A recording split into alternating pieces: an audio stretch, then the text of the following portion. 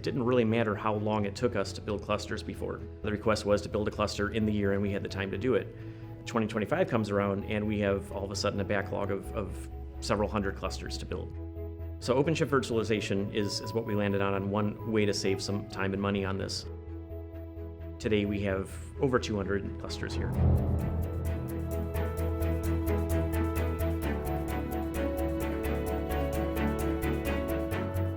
With OpenShift, we only need one VM type.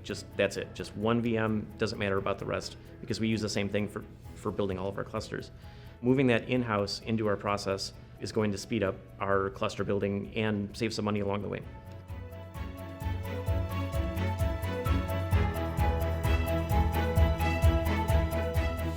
Is a shift from very large shared clusters that come with a cost. There's a huge tax on upgrades and any really problems that you have this giant monolith of a cluster that you have to deal with.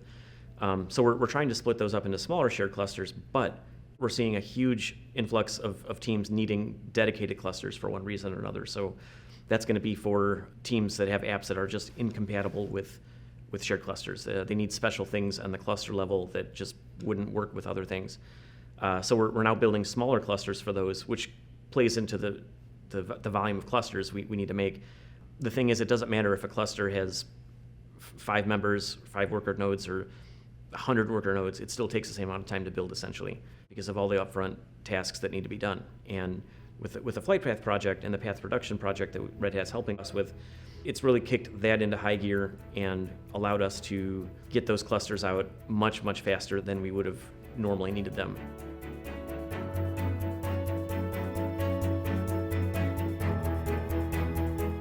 We couldn't make these deadlines without Red Hat's help figuring this out and using their modern tooling. ACM is a great example of that. You know, when you're managing a handful of clusters, it's pretty easy to do individually, not a big deal.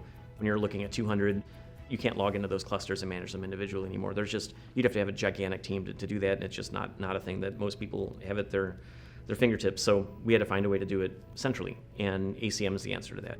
Anything you do on a cluster, you can do ACM right in the UI. So not only are we using ACM for our internal team, but we're giving opportunities for other teams to use that as well, our observability team and other integrators that don't want to hit clusters directly to do things. They want to use a central point.